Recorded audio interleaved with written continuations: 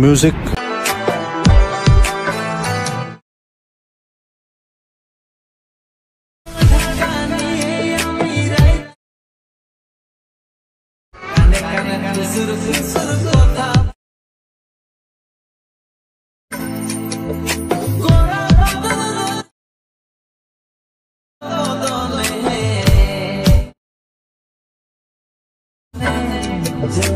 So hello guys, welcome back to my YouTube channel Sanjay edit. তো কেমন আছো সবাই? আশা করি প্রত্যেকে ভালো আছো।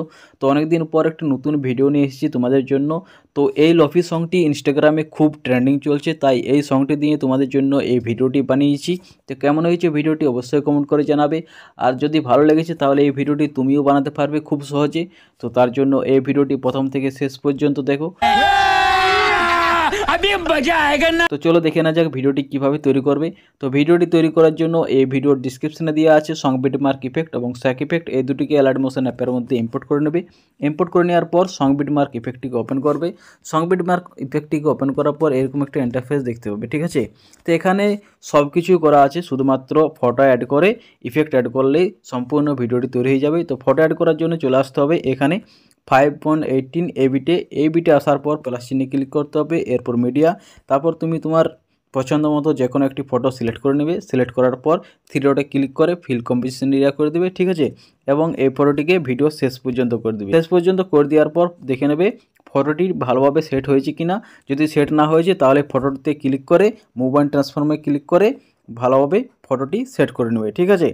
তো ফটোটি ভালোভাবে সেট হয়ে যাওয়ার পর ফটোটিকে নিচে নিয়ে আসতে হবে। নিচে নিয়ে এসে সং বিটমার্কের উপরে সেট করতে হবে। তো কীভাবে সেট করব, এর জন্য এই ফটোটির প্রথম দিকে ক্লিক করবে, এরপর নিচের দিকে নিয়ে এসে সং বিটমার্কের উপরে সেট করে দেবে।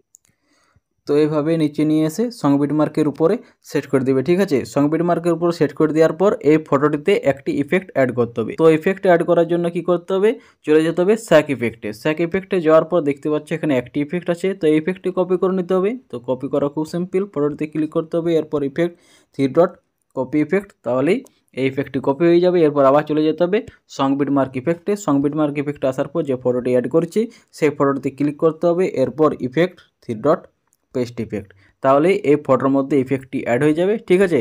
এবং আমাদের সম্পূর্ণ ভিডিওটি তৈরি হয়ে গেছে। এরপর এই ভিডিওটিকে সেভ করতে হবে। তো সেভ করার জন্য কি করতে হবে, এই কর্নারে ক্লিক করতে হবে, এরপর এক্সপোর্টে ক্লিক করলে আমাদের এই ভিডিওটি গ্যালারিতে সেভ হয়ে যাবে।